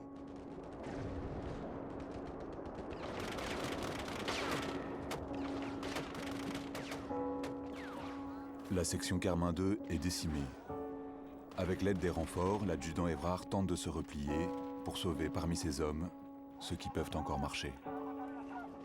Évrard, il dit qu'ils vont plus tenir longtemps, que la section est complètement éparpillée, qu'il sait plus où sont ces bonhommes, que lui, il a des morts, là, qu'ils essayent de redescendre le col tant bien que mal, mais qu'à chaque fois, quelqu'un se prend une balle dans le corps, qu'il faut vraiment très très vite arriver, intervenir, parce que sinon, ils vont tous se faire tuer, quoi. À un moment donné, je ouais, vois ça m'a sauvé le stream, les gars. Avec d'autres collègues, quoi, et bah, c'est à ce moment où on se rend un peu plus compte de la situation, parce que eux, ils étaient avec une grande partie du 10 groupe. heures, ouais. Et bah, déjà, quand on le voit descendre, on constate que bah, lui, déjà, est blessé. Et c'est là où il nous apprend qu'on est encerclé, quoi. Qu'il y a les talibans partout. Il y a eu 10 morts de ce régiment-là. Il y a eu un légionnaire décédé, et après, il y a eu une vingtaine de blessés, les gars. Et qu'il y a personne qui peut venir nous chercher, en fait. Personne ne pourra se mettre à la place de l'adjudant Évrard. Voilà. Et je pense qu'il porte toujours, lui, au fond de lui-même, cette responsabilité écrasante, qui est double, en fait. C'est peut-être, se dit-il, on sait pas, à mon avis. On sait pas, frérot. Le positif reprend le dessus. J'ai pris la bonne décision en permettant de sauver et de retirer l'essentiel de ma section. Et puis, finalement, est-ce qu'on n'aurait pas pu faire plus? L'adjudant, les gars, c'est celui qui était responsable de la section, en gros, les gars. Donc, c'est lui qui commandait le détachement, c'est lui qui... Donc, lui il s'en est sorti, mais comme il dit, lui, il aura cette responsabilité-là toute sa vie, il aura cette épée de Damoclès au-dessus de sa tête en se disant, est-ce que si j'avais pas fait un autre choix, est-ce que ça se serait pas mieux passé? Est-ce que j'aurais pas pu sauver plus de vies? Est-ce que j'aurais pas pu ramener tout le monde? C'est... Ouais, c'est ouf, hein. La section complète au tapis, notre section exécution les a remplacés. Ouais. Mais quand on est parti, ce que je disais les gars, quand on est parti en Afghan la première fois, je suis parti avec Nergal. Quand on a quitté notre régiment les gars, je sais pas si tu t'en rappelles Titi, le chef de corps, donc celui qui commande le régiment, nous a dit là les gars, regardez bien votre pote à gauche, regardez bien votre pote à droite, parce que vous reviendrez pas tous. Donc toi tu viens de dire bon, tu viens de dire au revoir à ta mère, tu viens de dire au revoir à ta meuf, tu pars en Afghan, tu quittes ton régiment et t'as ton chef de corps qui te dit ça. Donc quand on est parti en Afghan la première année, on s'est dit ça fait bizarre genre. Tout le temps comme ça. C'est tout le temps comme ça. Il vivra avec ça. Donc la seule chose qu'on peut faire, c'est attendre. Attendre ici, pour l'instant, en ripostant, en essayant de pas faire baisser les têtes, essayer de repousser l'ennemi qu'on voit pas forcément. Et puis en espérant s'en sortir, quoi. C'est ça surtout. Donc du coup, ouais, à ce moment-là, on se sent un petit peu seul. On se dit, bah, on est seul au monde. Qu'est-ce qu'on va devenir on va peut-être pas en sortir vivant, quoi. J'ai eu un réflexe à un moment donné, un peu plus tard, quoi, quand la nuit commençait à tomber. Voilà, j'ai pris une balle de mon chargeur et je l'ai mis dans la poche. Je me suis dit, ok, celle-là, elle est pour moi, elle me rend pas, quoi.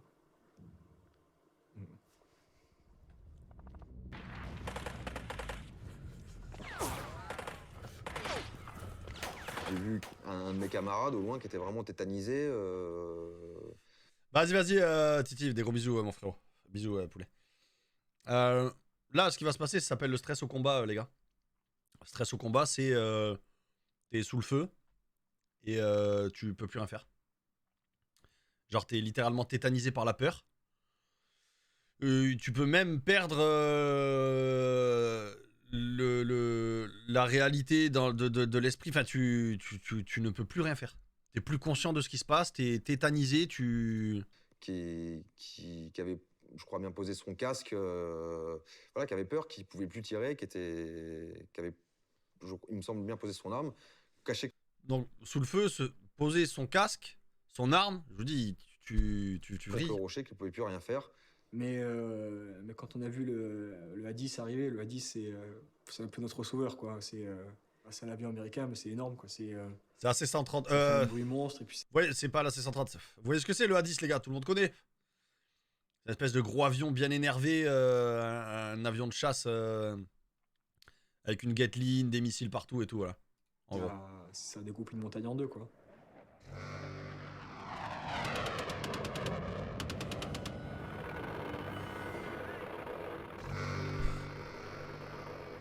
C'est grâce aux hélicoptères et aux avions, surtout américains, qu'on arrive à se dégager. Et donc, il y a toute cette période de flottement où on sait que ce qui se passe est très grave, mais on ne sait pas quel va être le résultat final.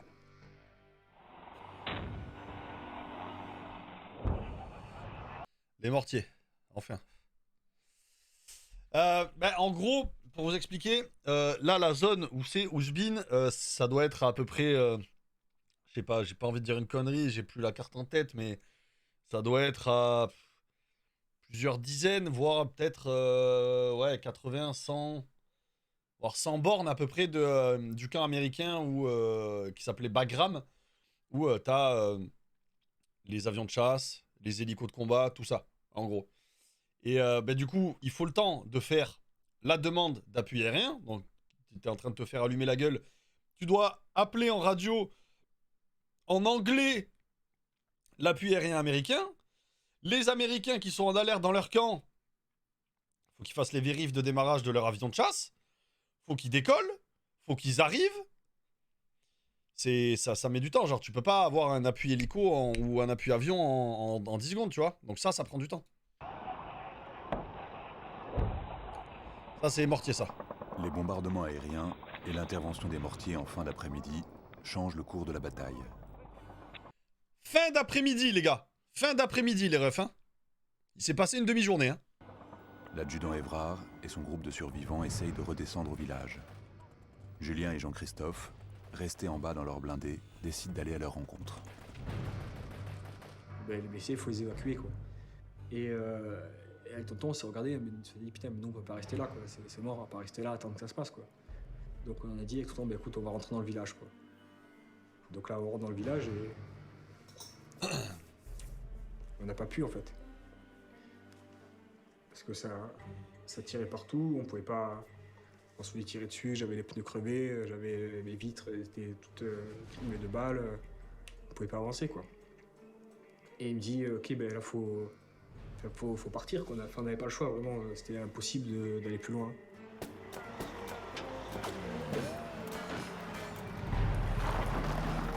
Au recul, il y avait un trou derrière moi au fossé, quoi. Ça, c'est des choses qui arrivent très souvent, les accidents en voiture comme ça, enfin en véhicule, ça arrive très souvent, les gars. J'ai un collègue, on a été pris à partie, nous, à la sortie d'un village, les gars. Et on a un collègue, vous voyez des portes de VAB, de portes de véhicules comme ça, les gars, ça pèse, ça doit peser peut-être, je sais pas, peut-être 200 kilos la porte. Et ça se ferme. Au moment où il a voulu rentrer dans son véhicule, la porte, elle s'est entrouverte, sa jambe, elle est passée, il s'est fait amputer de la jambe, il a pas été blessé autre que par le véhicule, mais du coup il s'est fait amputer de la jambe. Tonton il mettait des coups de rangers dans le casque, mais tu peux pas. Ben, je me suis démerdé, il fallait que je sorte moi je commençais à tomber, quoi, donc il fallait que je sorte de là, quoi. Et là je fais peut-être 50 mètres et là je reçois un rocket. RPG 7 du coup les gars, il y avait que ça là-bas quasiment.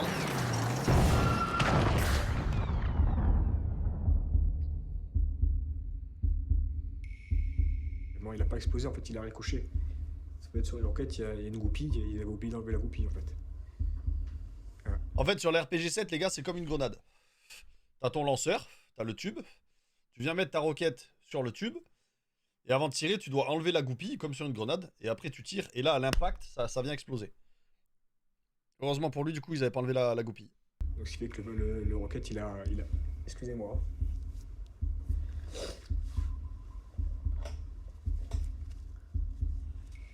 Non, ça va aller, ça va. Ouais, ça se tire, c'est juste que ça explose pas. Après, ça secoue, mon aise, hein. C'est bon. Et donc, le rocket ricoche sur le véhicule, quoi, en fait. Donc, en fait, il tape le véhicule. Bon, ça fait quand même un effet de souffle à l'intérieur, quoi. Et ça... Yo, Froz. Ça fait... L'air était tout coincé à l'intérieur, il fallait que ça sorte, quoi. Donc, étant donné que c'était les trappes fermées, tout ça, donc, moi, j'étais on appelle ça blasté. Blasté, c'est... Ouais, c'est une hémorragie interne en fait, c'est une surpression d'air et donc moi j'étais plus tout lucide, mon VAB n'avançait plus, j'étais KO. Vas-y. C'est pas les gars, les pubs c'est pas moi. C'est pas moi les pubs, je recule. Désolé s'il y a des pubs les refs.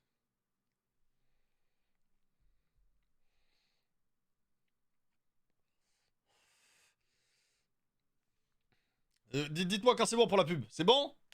C'est bon la pub? Percival, c'est bon?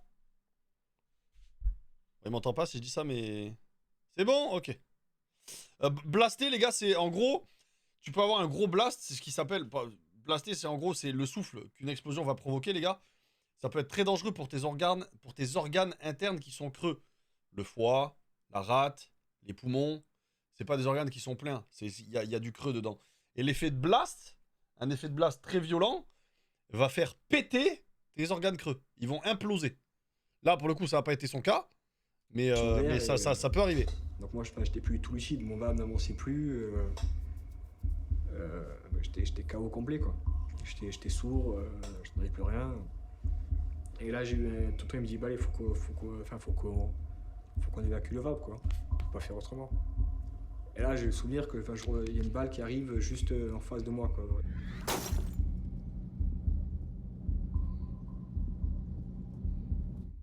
Je suis choqué parce que je me suis dit, ça a été pour moi, quoi. J'ai le réflexe de toucher la vitre, voir, j'étais perdu, quoi. Je me suis dit, putain, mais elle arrive là, quoi, là-bas, à ça de moi, mais il y avait la vitre, quoi, blindée. Et Tonton, il me tire, papy, allez, faut partir. On part avec l'adjudant et Bichi, qui était déjà blessé. Et puis là, on commence à essayer de rejoindre les VAB, quoi. Enfin, le VAB qui était resté, parce que les autres, ils étaient partis un peu plus loin. À un moment donné, on reçoit l'ordre de partir, mais moi, avec mon pilote, en fait, on entend qu'il y a des camarades qui vont bientôt descendre. Donc, on décide de garder la position et... Merci Radexé pour les 30 mois, mon ref. Merci beaucoup pour les bonnes fêtes à toi, mon frérot. Bonne fête, vous êtes beaux. Merci beaucoup, les gars. Parce qu'on se dit, on peut pas les laisser comme ça, on peut pas les laisser tomber, quoi. Pendant qu'il y en a deux qui tirent pour faire baisser les têtes, il y en a 2 qui avancent. Et ils se cachent, après ils tirent, nous on avance. Yo Alex. Et en fait, pendant ce temps-là, je sais pas pourquoi on n'a pas été blessé, mais en fait, les balles, c'était hallucinant. Quand on courait, il y a des balles partout. Je sais pas grâce à quoi on n'a pas été touché, mais bon. Pas tous, mais la majorité, Froz. Il y en a qui ont été blessés. Par contre, il y a De toute façon, ils vont le dire après, les gars. Yo Bad. Qui a été tué pendant cette période.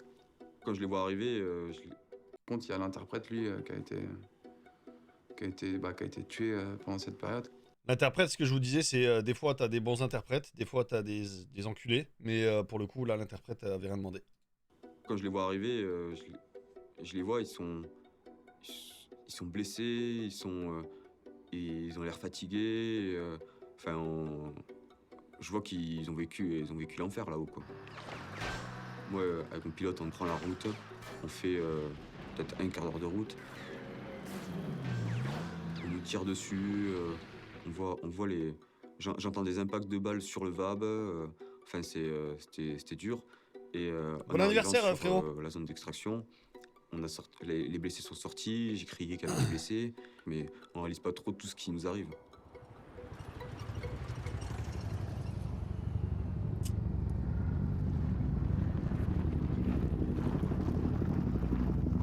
Le sergent Drieux avait fait une checklist en fait avec les gens qui savaient qu'il était tombé. Et je vais vers le sergent Drieux et le sergent Drieux m'avait rayé en fait. Il pensait que j'étais mort, quoi. Il me dit putain mais t'es là, t'es content de me voir, quoi. Et là je vois Gros qui arrive et je lui demandais putain mais qu'est-ce qui s'est passé, parce que lui était en haut, moi j'étais en bas, on n'avait pas eu la même histoire, pas vu la même chose. Et là il me dit ils sont tous morts. Ah, quand c'est comme ça, Monaze, là, le village, ils ont pas pu y passer pour le coup. Mais quand c'est comme ça, t'as toujours, avant une mission, t'as toujours des instructions et une zone d'extract qui est à 1 km, 2 km d'une zone potentiellement dangereuse, où si jamais ça pue, les véhicules et les gens qui restent se retrouvent là, en gros. Là, je suis resté sur le cul, quoi. Et lui, il était choqué complet, quoi. Il était le regard vide. Voilà, quoi.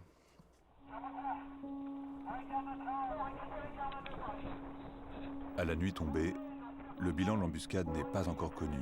Oui. La section de renfort, Carmin 3, puis là, il fait nuit, les gars, c'est différent. Hein. Reçoit l'ordre de reprendre le col pour sauver les blessés cachés dans la montagne et récupérer les corps des soldats décédés. On ratisse, et puis là on commence à tomber sur les premiers morts. Merci donc, As, frérot, c'est gentil. Les 3 premiers corps, 3 premières visions de la guerre, des morts. Non, faire la technique de faire le mort, c'est bien dans les films, frérot. Maintenant, je te pose une question, est-ce que tu serais capable... Merci beaucoup, Trasher, pour les 83 mois, frérot. Merci beaucoup, gros. Maintenant, Skyro, est-ce que tu penses vraiment que si t'as des balles qui sifflent à côté de ta tête et que tu sais qu'il y a vraiment des mecs qui veulent ta mort, est-ce que tu penses que tu vas réussir à rester allongé sereinement sans bouger? En mode, je vais rester là comme ça et... Non. Non, frérot. Ce qui s'appelle l'instinct de survie, mon ref. Surtout, moi, la vision Tani m'a fait un choc, hein, parce que c'était un des ceux que je connaissais le plus de Carmin 2. Donc, sur YouTube, le Seigneur Gros. Voilà, et en plus ayant suivi un peu ces combats l'après-midi, le voir là, maintenant, face à moi, 3 cm de moi, couché au sol, la bouche ouverte, les mains crispées et dépouiller tout son matériel, bon, c'était vraiment dur. Avec du recul, on se dit que, à leur place... Parce qu'il y avait ça, les gars. Il y avait ça aussi, les refs. Tu tapes quoi? Ça, après, c'est un reportage que je connaissais, le Seigneur, étant donné que j'ai été relevé ces mecs-là. Mais après, frère, tu peux taper mission étrangère, armée française, Afghan, Mali, Côte d'Ivoire, ce que tu veux, tu vois. Mais du coup, après avoir tué les soldats français, les gars, ils récupéraient le matériel. Les FAMAS, les Rangers, les chaussures, les treillis, les pare-balles, tous ces trucs-là.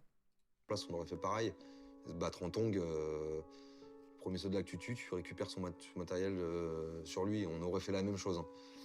Mais c'est vrai que sur le coup, c'est marquant, c'est impressionnant, il y a de la rage, il y a l'esprit de vengeance, il y a tout un tas de choses. Voilà, on est un peu perdu, quoi. Et donc là, on est évacué sur le camp Verhaus, donc à l'hôpital, quoi. Moi, j'étais totalement perdu, quoi. J'étais totalement sonné, j'entendais rien, on parlait, je voyais qu'une bouche qui bougeait, quoi.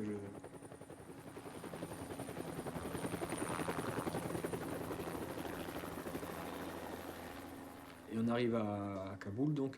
Et pareil, on essaie de me parler, moi j'étais complètement sourd. Là, on me demandait de donner mon arme, mais moi je voulais pas la donner, quoi. Voilà, c'était mon arme, quoi. Moi, j'étais hors de question que je lâche mon arme, quoi. Donc il a fallu qu'on m'assoie, qu'on m'explique, qu'on m'écrive, comme quoi il fallait que c'était fini, qu'il fallait que je rende mon arme, mais non, mais voilà, ils ont dû mettre 10 minutes à m'expliquer qu'il fallait que je lâche mon arme, quoi.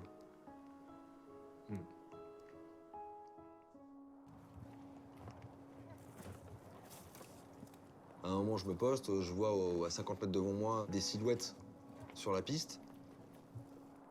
Il s'avérait que c'était des gens des amis. Et en fait, ils étaient autour du corps de Damien Buil. J'avais discuté le matin même avec lui, au moment du petit déjeuner. Vous cherchez un peu de ça vous tirer pour voir s'il y a des armes ou des ennemis blessés par les infos. Là, la priorité, c'est récupérer les corps, récupérer les soldats, voir s'il y a toujours des mecs vivants, s'il y a des blessés, les évacuer. Là, la priorité, c'est ça. Avant qu'on parte en patrouille, il venait d'avoir sa femme au téléphone qui lui annonçait que ça allait être un garçon ou une fille. Et qu'il était super content. Alors j'ai félicité, on a discuté 2 minutes. Voilà, il me semble que c'était le jour de son anniversaire en plus. Et ensuite, le dernier, celui avec qui j'étais allé à la messe la veille, Julien Lepin. Et lui, Julien Lepin, les gars, j'avais fait comment ça s'appelait j'ai fait une PMP, c'est préparation militaire parachutiste, les gars. J'avais pas encore l'âge de m'engager, donc j'avais 16 ans. Et j'avais fait une PMP à Castres, du coup, dans le même régiment que eux. Et on l'avait fait ensemble. Donc c'était un mec qui avait mon âge et que je connaissais bien. On avait passé 3 semaines ensemble. Et voilà. Qui était quasiment arrivé sur le col. Et voilà, avec une balle dans la tête et une balle dans la jambe. Tout seul, rien autour. Maintenant, Ivers, merci frérot pour les 77 mois. Merci beaucoup, mon frérot. Que du sable, que de la roche autour, pas de végétation. Puis pareil, comme les autres, hein, dépouillé de tout le matériel. Donc on a T'as pas une nouvelle de lui depuis... Il est décédé, Exo, frérot. Concentre-toi, mon ref. Je parle pas de lui, je parle de celui qui est décédé, mon ref. On a monté tous les corps, on a aligné les corps qu'on avait trouvés. Et là, on a fumé... je crois que j'ai fumé un demi-paquet de cigarettes avec mes camarades autour d'eux. Et ils étaient vraiment assis... J'étais assis contre eux, quoi.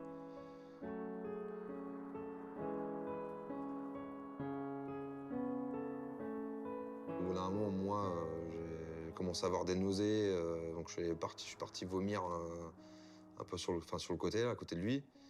Puis certains d'entre nous, voilà, ont un peu craqué, dont voilà, non, du tout, les officiers qui sont mis un petit peu en retrait, voilà, qui avaient les larmes aux yeux, comme beaucoup dans cette équipe qui était là sur le col ce matin-là, quoi.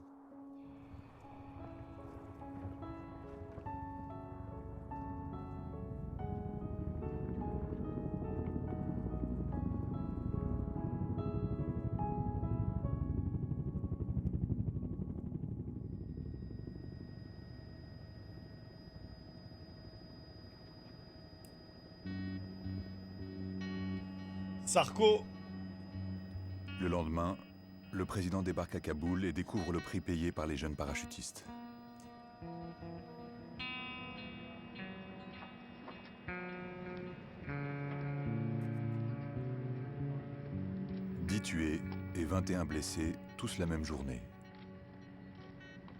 Il faut remonter à la guerre d'Algérie pour trouver la trace de pareilles pertes humaines au combat. »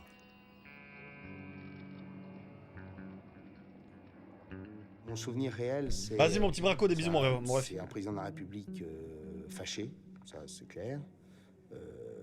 Contre qui? fâché parce que, voilà, c'est un échec. Quand on a autant de morts, personne ne peut se satisfaire de cette situation. Ça, pour le coup.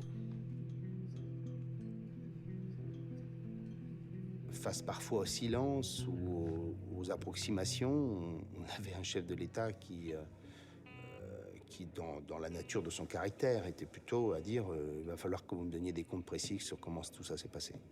On veut bien décider d'opérations, mais on veut que Georges ça se Lain, passe sans problème. Mais non, ça ne se passe pas comme ça ne se passe jamais comme ça ne s'est jamais passé comme ça dans l'histoire, et ça ne se passera jamais comme ça dans l'avenir. Il n'y a aucune opération militaire qui ne comporte de risque.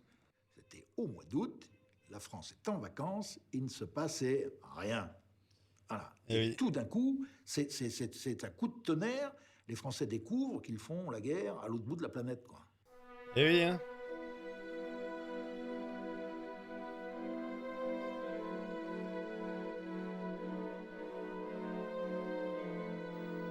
La guerre française en Afghanistan a désormais un visage, celui des familles des soldats tombés à Ouzbine.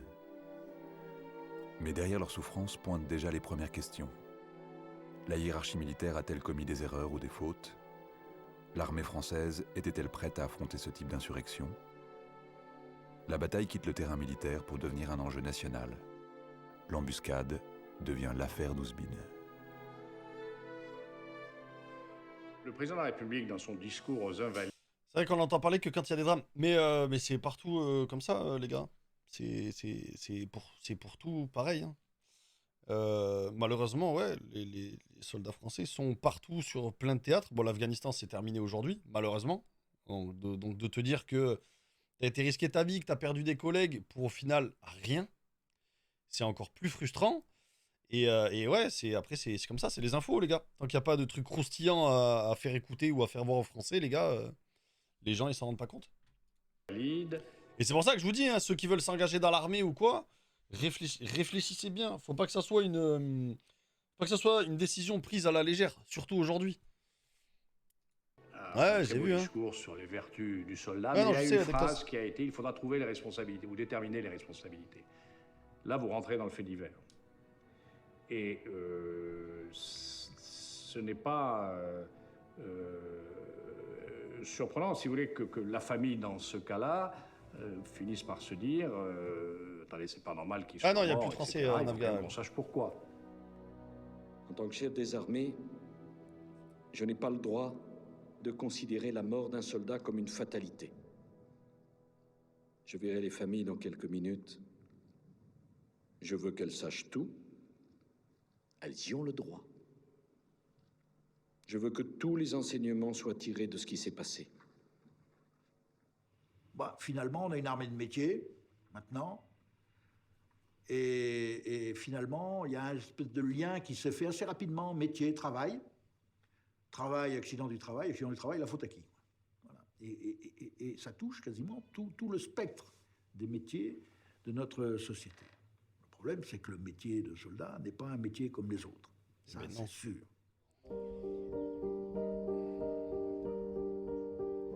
Chantal et Jean-François sont les parents de Damien Buil, l'un des soldats morts dans la vallée d'Ouzbine le jour de son anniversaire.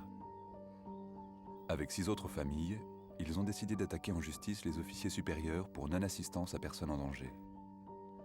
Ils les accusent d'avoir mal préparé la mission et d'avoir envoyé des soldats mal équipés en première ligne. Suite à ce truc-là, les gars, quand on arrivait en Afghan, nous la première fois, vu que c'était genre 3 semaines après ça, on avait le même équipement. Derrière, on a reçu du coup, il y a eu un budget de la défense qui a été débloqué. On a reçu des pare-balles 10 fois mieux que ceux qu'on avait. On a reçu plus de munitions, plus de chargeurs, des casques mieux que ceux qu'on avait.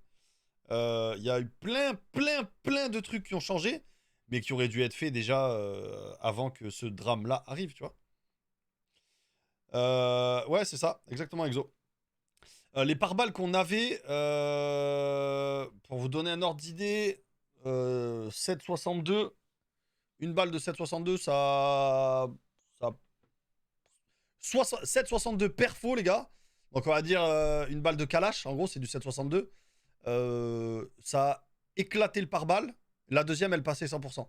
Les pare-balles qu'on avait après, déjà on avait beaucoup plus de mobilité au niveau des épaules.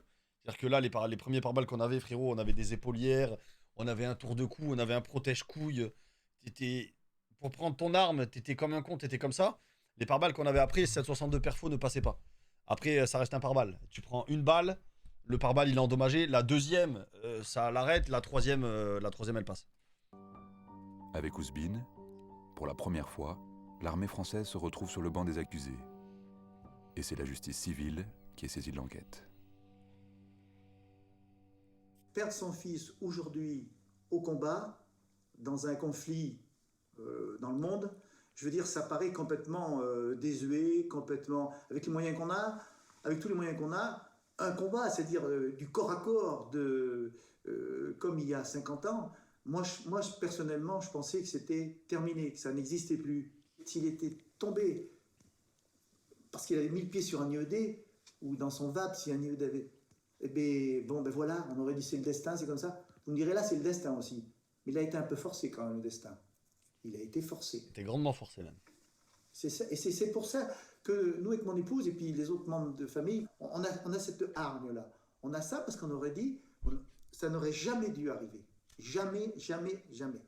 Donc à la suite de ça, eh ben on a les familles, enfin sur les 10, il y en a 7 qui ont voulu porter plainte, pas contre l'armée.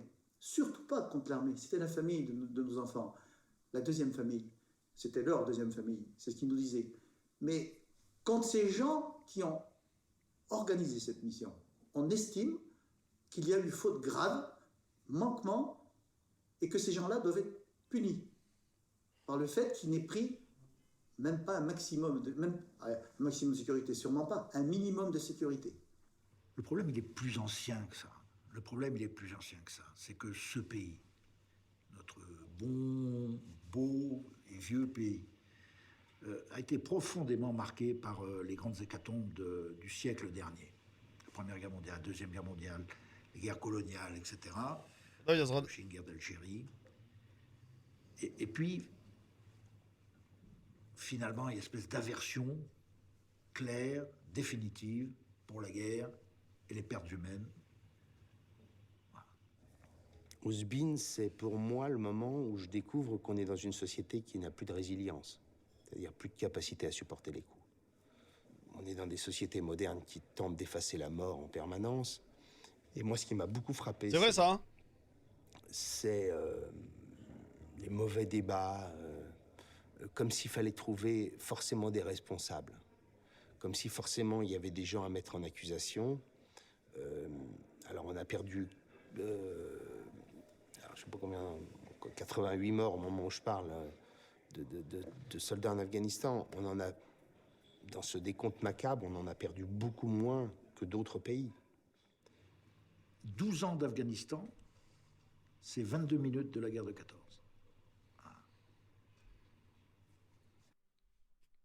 Vous vous rendez compte ou pas de ça, les gars? Il y a eu autant de morts en 12 ans en Afghan qu'en 22 minutes pendant 14-18, les gars. C'est ça, la réalité des chiffres.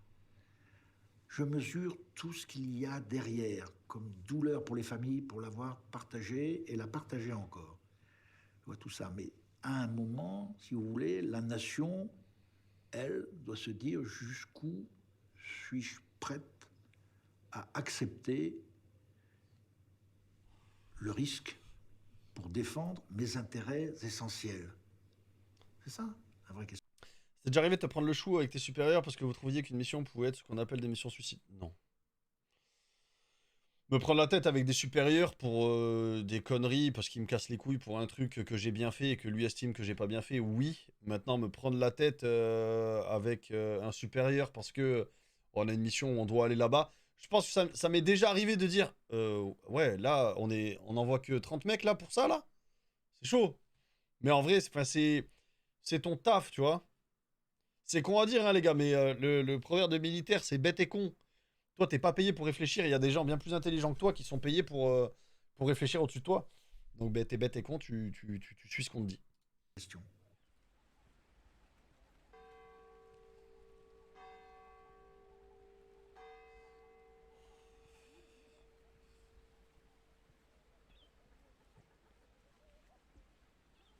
Nous n'avons pas fait inscrire mort pour la France. Parce qu'il n'est pas mort pour la France. Je regrette beaucoup. Il est mort pour la paix dans le monde. C'est tout à fait différent. Oui. Moi, je me suis heurté avec des gens parce qu'ils disent qu'ils sont morts pour la France. Mais non, je regrette. Ils sont en Afghanistan, ils ne sont pas morts pour la France. Mort pour la France, il faudrait que ça soit en France ou un territoire français autre que la France, quoi. Hein. Mais c'est pas le cas. Alors on dit la défense de la patrie, mais qu'est-ce qu'il faut en Afghanistan? Je crois qu'il va falloir que tout le monde comprenne, un jour ou l'autre, que la sécurité des Français, ce n'est plus le précaré de Vauban. Ce n'est même plus l'Europe élargie à 27. Non. Aujourd'hui, la sécurité des Français, elle s'entend au plan planétaire. Avec du recul aujourd'hui, le fait que l'armée française évacue l'Afghanistan, qu'on tourne la page de l'Afghanistan... Parce que ça servait plus à rien, Tom. Tu te dis quoi, hein? Tout ça pour ça. Ouais, voilà ce que je vous disais tout à Je l'heure. serais pas venu, ça aurait été pareil, quoi. Donc, est-ce que mes potes sont morts pour une cause juste ou non? Enfin, je pense pas, moi. Ça, je préfère pas y répondre. Pour moi, ils sont pas morts pour rien. Je sais que c'est la vie de beaucoup d'autres. Je sais que c'est très dur pour les familles. Je sais qu'on pourra jamais se mettre à leur place, c'est sûr. Mais voilà, je me dis qu'ils sont engagés, ils sont battus pour la France et ils sont morts au champ d'honneur comme nos grands-parents sont morts en Algérie, en Indochine, pendant la Deuxième Guerre mondiale. C'est le même principe. La mission était terminée en gros, Tam. L'embuscade d'Ouzbine a finalement précipité le retrait des forces françaises d'Afghanistan. Précipité. Dans nos campagnes, certains monuments aux morts font honneur aux soldats tombés ce jour-là. Mais quel sens donner à leur sacrifice? Ces hommes sont-ils morts pour la nation ou pour d'autres causes trop lointaines? Ça c'est la question que tout le monde se pose, mon pote. Faute de réponse, le souvenir d'Ouzbine nous... Bon, de toute façon, c'est fini, les gars. Vas-y, je vais vous remettre. Dites-moi quand la pub, c'est bon.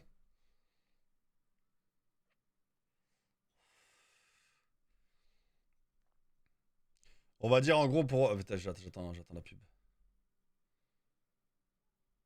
C'est bon? C'est bon? En gros, pour répondre à ta question, Tam, on va dire que la mission maintien de la paix servait plus à grand-chose, en fait. Aux soldats tombés ce jour-là.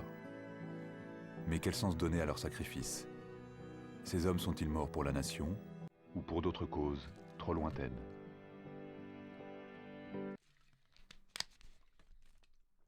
Faute de réponse, le souvenir d'Ouzbine nourrit un sentiment de colère chez les familles, d'injustice chez les généraux et d'amertume chez les survivants. L'opinion publique, elle, a oublié. Eh oui. Eh oui, les gars. Pourtant, cette bataille annonce sans doute les sacrifices des prochaines guerres. C'est triste à dire, mais les gens, ils oublient. Quand t'es pas dans ce milieu-là, ben, t'oublies. Ça, c'est quelque chose qui avait éclaté aux infos. Tout le monde en a parlé pendant un mois et demi. Et après, ben, les gens, ils passent à autre chose. Hein. Bah, c'est triste, mais malheureusement, c'est comme ça. Et c'est pareil pour tout. Que ce soit pour le Covid. Le Covid, on n'entend quasiment plus parler. On a entendu parler pendant 1 an et demi, 2 ans non-stop. La guerre en Ukraine, je sais pas. Moi, je suis énormément ce qui se passe dans le monde, les conflits, etc. La guerre en Ukraine, il se passe plein de choses. Mais les gens ne regardent plus parce que aux infos, on n'en parle quasiment plus.